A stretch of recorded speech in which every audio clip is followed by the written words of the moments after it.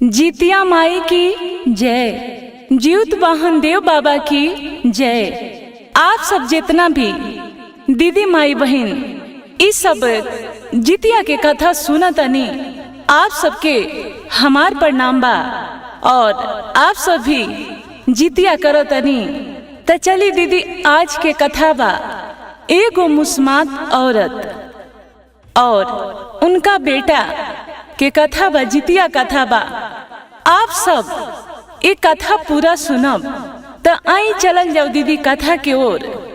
देखी दीदी, एगो गांव में एगो औरत रहतरी आ उनकर पति रहतरे। दीदी देखी, शादी जब उनकर भइल बा त शादी के बाद कोनो बाल बच्चा नहीं खे भइल।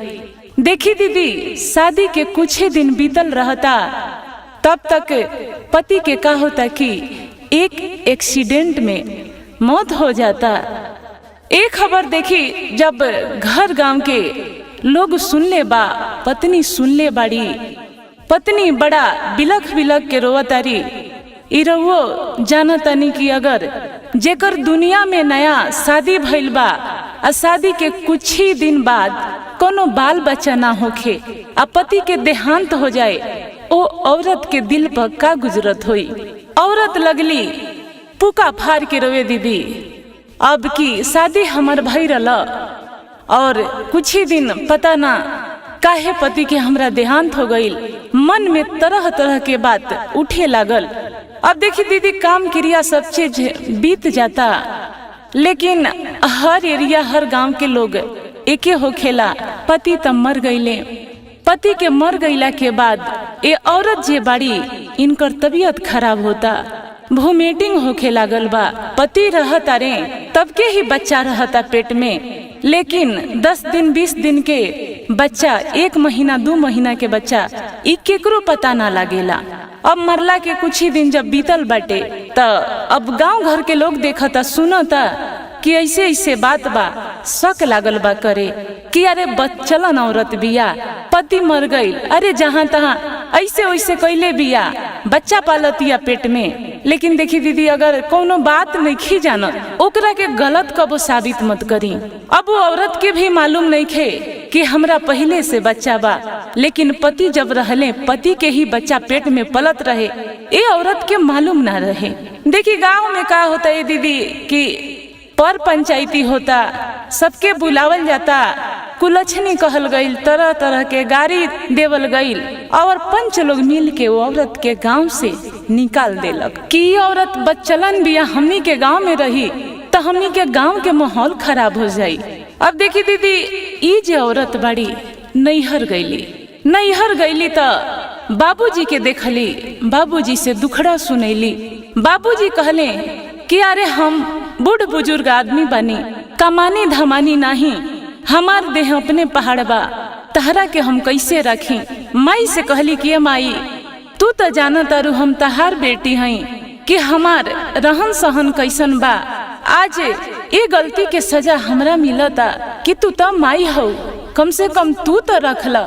माई कहली कि बाबू, मतारी बाप के उहे फर्ज होखेला उहे तक कि बाल बच्चा के शादी बियाह कर देनी, ओकरा बाद बेटी अपना घर के सोचे, ओकरा बाद बाप मतारी के जिम्मेदारी खत्म हो जाला। लेकिन देखी जे औरत, बूढ़ औरत, उनके माई जे ये बात कहले बड़ी, जिम्मेदारी खत्म ना होखेला। अगर पेट से पैदा कैले बानी बच्चा ना, अगर जिंदगी में शादी बियाह रुआ कर ले तनी कोनो कष्ट बा, तो ऐसा ने कोनो कठकरेजी मतारी हुई जे वो अपना बेटी के ना समझी। अब मतारी से देखी विश्वास उठ गई, भौजाई के लगे गईली, भाई के लगे गईली, कहली कि ये भैया कि हमरा के तू लोग रखला लोग, हम नौकर चाकर वाला काम करके हम अपन गुजारा कर ले। भाई कहलन कि अरे चल निकल, तू खुद अच्छा नहीं खी, अरे पता ना तू कैसन बाड़ी। भौजाई लगली अलग से काम करे कि अरे तू ऐसन लक्षण के पता ना कैसन बाड़ू कि शादी भइल कुछ दिन बाद मर्द के खा गईलू, और पता ना कहाँ के बच्चा पेट में पालतारू। ई सब जिम्मेदारी हमनी के ना लेमसन कि तू जैसे आइल बाड़ू वैसे निकल। बड़ा दुख लगले औरत के। सोचली अब कहाँ जाई, अब तो सारा सहारा हमर खत्म हो गई। फिर का कैली, देखी गांव के बगल में गईली और घर घर में बात कैली कि अरे हमरा के दीदी झाड़ू पोछा के काम दे दी, ए चाची हमरा के कुछ काम दे दी। अब ऐसा ही करके एगो घर में उनकर काम लग जाता। अब लगली काम करे। वो गांव में एगो सरकारी घर रहता, वही घर में रहतरी, पेट पालतरी। अब देखी दीदी का होता कि जब 6 महीना के 7 महीना के जब पेट में बच्चा हो जाता, जेकरा घर में नौकरी करतरी, और औरत के देखली कि अरे एकरा पेट में तो बच्चा बा, ये तो सिंदूर बिंदी टिकुली करे लेना। ई का कैली कि काम करेली तो कहली कि अरे तू बिहान से काम करे मत अइह, तहार तो एक पति नहीं खे, आ पेट में बच्चा लेके घूमता रू कि लांझन हमरा पति पर लाग जाई। तू यहाँ से अब निकल, तहार काम काज अब नहीं खे करे के जा। अब का होता है दीदी की ओहू जा से उदास हो गईली। अब वहाँ से जब उदास हो गईली, अब ई त अपन मारली अपना ही जानत रही। कुछ दूर गईली, एगो छोटा मोटा शहर रहे, शहर में सोचली कि हम चल जाई।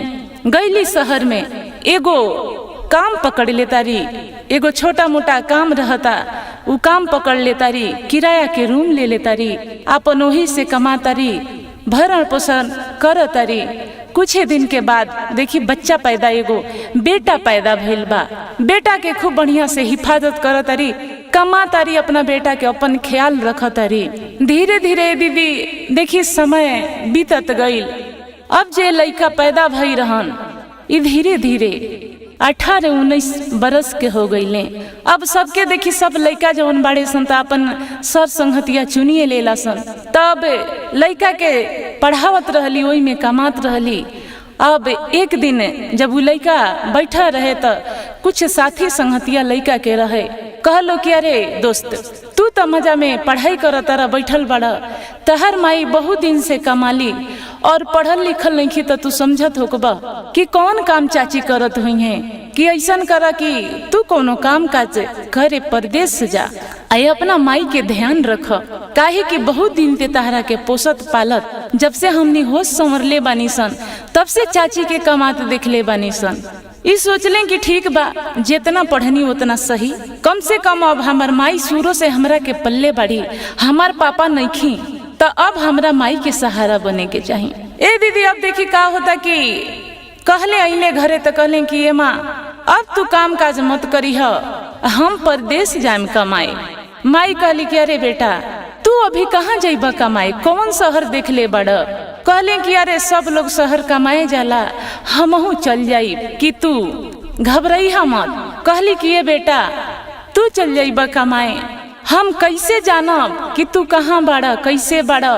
बेटा कहले कि ये माँ का कर, एगो तुलसी के पेड़ लाव, एगो चंदन के पेड़ लाव, और तू तुलसी के पेड़ लगा के प्रतिदिन दीप जलई, पूजा करी, जल गिरई, चंदन के पेड़ भी एगो रख, ओकरा में भी पानी डली, पूजा हवन करत रहिए, यही में तहार दिन कट जाई। और रहल बात हमार, तो देखिए कि जमुना दिने अगर तुलसी मुरझा जाई, ओ दिन हम कौनो संकट में होखब। अगर देखिए कि तुलसी चंदन सूख गई तो समझिए कि हमें दुनिया में ना बानी। आज जब तक देखिए कि चंदन के पेड़, तुलसी के पेड़ एकदम हरा भरा बा, तो एकदम बिंदास रहिए, कौनो टेंशन मत लिह। कहले कि ये बाबू ठीक बा, लेकिन जाता रह बेटा तो ध्यान से रहिए, अपन ख्याल करिए। कहले कि ठीक बा ये माँ। अभी तर तैयार होके का भइल कि एक दिन घर से निकल गईले। अब आज के जमाना में देखिए दीदी कि सर सवारी सब चीज बाटे। पहले के जमाना में लोग पैदल ही जात रहे कमाए, आज के जमाना में बहुत गाड़ी घोड़ा हो गई, पहले के लोग पैदल ही जात रहे। अब घर से निकल के जंगल के रास्ते उनका जाए के रहे कमाए, कई कोस गईले पैदल, कई कोस चलत गईले। बीच जंगल में जब पहुंचल बाड़े, शाम हो गईल बाटे। शाम हो गईल बा तो देखा तारे कि सब जानवर जवन बड़ा सन, बंदर जवन जंगली जानवर होला, एने से उन्हें आवता जाता। सोचले कि अब रात कैसे बिताई। कुछ दूर आगे गईले तो देखा तारे कि एगो झोपड़ी बा, आ झोपड़ी में दीपक जलता, दिया जलता। अब इनका मन में खुशी भइल। कहले कि कौनो मठ मठिया होई जा तनी आज राते ही जा गुजार ले हम, अब बिहान होके हम चल जाई। गईले तो एगो छोटा झोपड़ी रहे, दरवाजा खटखटैले, ओकरा में से एगो बुढ़िया दाई निकलली। बुढ़िया दाई निकलली, कहली कि अरे बेटा तू के हुआ? कहले कि ये माता जी हम एगो राही बानी, जा तनी परदेश कमाए, कि आज रात रउआ हमरा के रख लेती, बिहाने सुबह उठ के चल जाती। कहली बुढ़िया दाई कि अरे पूछे वाला बात नहीं खे बेटा, रख लेम। उ बुढ़िया जे रही उ समझी कि पिचासनी रही, उ रोज रोज जानवर के मार के अपन खास अपन पेट पालस। अब और कोई राही आवे जाए तो ओकरा के पकड़ के बंधक बना लेस और जादू टोना से कुत्ता बिलार बना के अपना दरवाजा पे रखस। जौना दिन उ बुढ़िया के पेट भर जाए तो ठीक बा, आ जौना दिने कौनो भोजन ना मिले तो वो आदमी के मार के ही खा जात। अब बुढ़िया मन्ने मन्ने खुश की अरे आज तो एगो लइका बाटे, हमरा जौना दिने खाना ना मिली ओकरा के मार के खा जाई। बुढ़िया का कहली कि रखली रात में और अपना जादू टोना से जंगली कुत्ता बना देली। वो लइका के जंगली कुत्ता बना के कई दिन रखली, 7, 8, 10 दिन ऐसे रख लेली। अब देखी दीदी की माँ जवन बाड़ी घरे तुलसी के चंदन के पूजा करत तारी। एक रोज सुबह जब उठ के जा तारी जल चढ़ावे तो देख तारी कि तुलसी मुरझा गइल बा और चंदन भी मुरझा गइल बा। ए बेचारी लइका के माँ जे बाड़ी ई बड़ा दुख में हो गईली कि तुलसी चंदन मुरझा गईल, होए ना होए हमार बेटा कोनो दुख में फंस गईल बा। अब दीदी देखी का होता कि टोला पड़ोसा के लोग से कहली कि हमार बाबू गईल बा बाहर कमाए। गईलक था कह के गईलक कि माँ अगर चंदन तुलसी मुरझा जाई तो समझिए कि हम कोनो संकट में बानी। आज 10 दिन भी ना बीतल और चंदन तुलसी दोनों मुरझा गई। अब कुछ औरत लोग बैठा रहे तो कहलक कि एगो बात कही दीदी मानम हमार। कहली कि कहला लोग औरत लोग की जूतिया हो खेला, रउआ जूतिया करी। अगर मन में बा कि हमार बेटा कोनो दुख के घड़ी में बा, जीतिया करी। और देखी जीतिया व्रत होला, जेकरा जेकरा संतान होला उ सब औरत लोग करेला। अब देखी बेटा खातिर तो मतारी कुछ कर ले, जीतिया का चीज है। सारा पूछली, सर सामान पूछली कैसे होला ना होला। अब ई जीतिया कैली, नियम से जीतिया कैली, जीउत वाहन बाबा के गोहरैली, जीतिया माई के गोहरैली कि हे बाबा रउआ जैसे सबको पुत्र के रक्षा करीने ओसे ही हमरो पुत्र के रक्षा करम। जीतिया कलेली, जीतिया व्रत पूरा हो गईल, लेकिन बेटा के कौनो खोज खबर कौनो सुराग ना मिलल। कुछ दिन बीत गईल, दीदी लगली उदास रहे कि आखिर हमरा बेटा के का भइल। बुढ़िया का कैले रहे, जौनो पिचासनी बुढ़िया रहे वो लइका के कुत्ता बना के अपना गेट पर कतना दिन कतना महीना से रखले रहे। अब धीरे धीरे माई के जी घबराए लगल कि आज हमार 6 महीना बउआ के बीत गई, 8 महीना बीत गई, हमार बउआ घरे ना आई। फिर से देखी 1 साल पूरा हो गई, जीतिया आवे अलावा। जीतिया के सभे लोग बात करता। कहली कुछ माई बहिन से कि ए दीदी हम जीतिया कैनी, हमार बबुआ वापस ना आई, कि ए साल के जीतिया हम कैसे करब जब हमार बेटा ही नहीं खे। औरत लोग समझैला कि अरे परेशान मत होखी, ए साल रउआ जीतिया करी और मन से जीतवाहन देव के गोहराई, जीतिया माई के गोहराई, कि ई मत सोची कि राउर बेटा नहीं खन, कहीं ना कहीं वो सुरक्षित हुई हैं। रउआ जीतिया माई के व्रत मत छोड़ी, रउआ करे के पड़ी। फिर से सामान जुटैली आ जीतिया कैली, नियम से फिर से कैली। और जीतिया के दिन बड़ा रोवत रहली। सब लोग हंसी खुशी में, जेकर बाल बच्चा बा सब लोग अपन बाल बच्चा के पास बाटे जीतिया करता, लेकिन ई रोवत तारी कि हमार बेटा हमरा पास नहीं खे, हम जेकरा ला जीतिया करता नहीं। रोवत रोवत सुतल बाड़ी, लेकिन सुतल नहीं खी। अब जीउतवाहन बाबा रात में देखी घोड़ा पे सवार होके गांव में घूमतानी कि जे जितिया करता के सुख में बा के दुख में बा।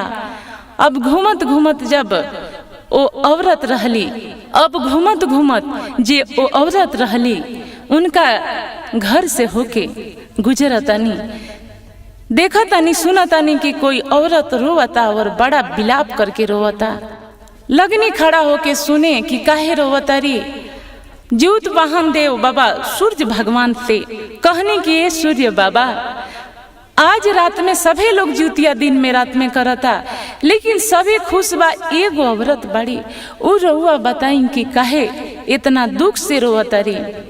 सूर्य देव भगवान कहनी कि ज्योत वाहन उ आज ज्योतिया कैले बाड़ी, उनकर बेटा संकट में बा कि उ बेटा के एगो जंगल में पिचासनी बुढ़िया बाड़ी, ओकरा के कुत्ता बना के आज 1 साल से वो अपना दरवाजा पे रखले बाड़ी। यही से वो बहुत विलाप करके बड़ा दुख से रोवतारी।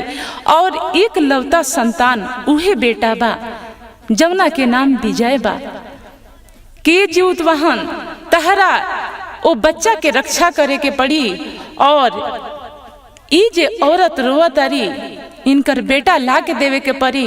अगर बेटा ना जीवित आइल तो फिर विश्वास ना करी हैं ज्योत वाहन देव तहरा पे और जितिया माई पे कि बेटा लावे के पड़ी। ज्योत वाहन देव बाबा कहनी कि ठीक बा सूर्य बाबा, हम जाएं बेटा लेवे। अब ज्योत वाहन देव बाबा आदमी के भेष पकड़नी, जंगल में चल गईनी। जंगल में गईनी तो वो बुढ़िया का कैले रहे, पिचासनी बुढ़िया जमा रहे, कुत्ता बना के आ घर में बांध देले रहे। ज्योत वाहन बाबा गईनी तो दरवाजा खटखटैनी, बुढ़िया निकलल। बुढ़िया कहलक काहे दरवाजा पीटता के बाड़ा। ज्योत वाहन बाबा कहनी कि हम ज्योत वाहन बनी। अब मने मने बुढ़िया सोचती है कि चल एगो औरी शिकार हमरा मिल। कहनी कि ए बूढ़ी दाई, हाई कुत्ता बना के जे रखले बड़ू ई खोल द। बुढ़िया बड़ा बड़ा आंख करके लागल देखे ज्योत वाहन बाबा के। उ तो मन में सोचत रहे कि इनहो के हम कुत्ता बनाए, काहे कि ज्योत वाहन देव बाबा जौन आदमी के भेष में रहनी। कहलक बुढ़िया बिल्कुल ना। ज्योत वाहन बाबा बहुत कहनी कि अरे छोड़ द, लेकिन बुढ़िया कतही छोड़े के राजी ना। अब का होता कि देखी दीदी, ज्योत वाहन बाबा कहनी कि अच्छा का करबो ओकरा के। बुढ़िया कहली कि देखा एकरा के पका के हम खा जाई। ज्योत वाहन देव बाबा कहनी कि भूख तो हमरो लागल बा ए बूढ़ी माता।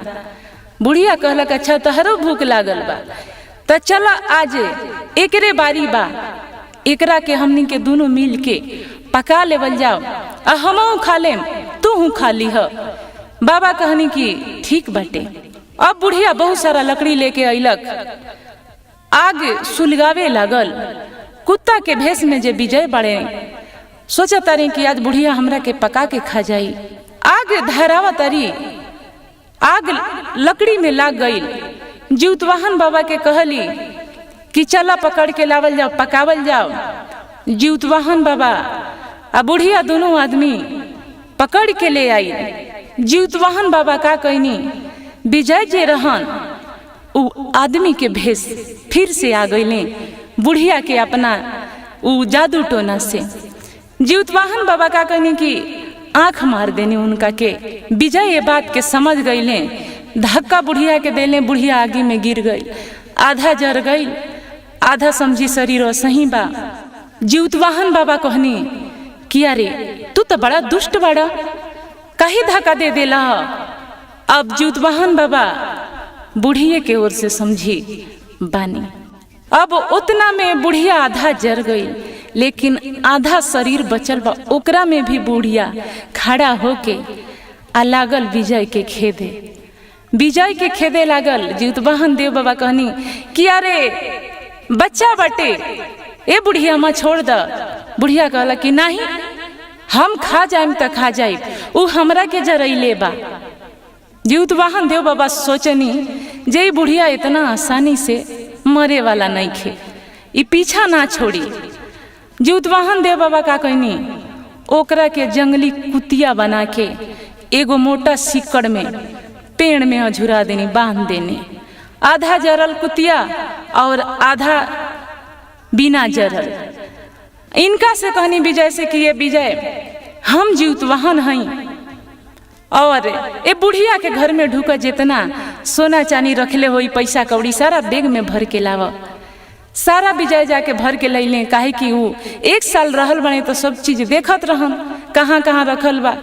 झोरा ले आके दे देले, कहले कि हई रउआ ले ली। जीउतवाहन बाबा कहनी कि अरे हमरा का होई, तू लेके चल जा घरे जा। कहले कि हई शाम के पहर में हम कैसे जाई, बहुत घर हमार दूर बा। जीउतवाहन देव बाबा कहनी कि हमरा तरहथी पे अपन दोनों हाथ रख।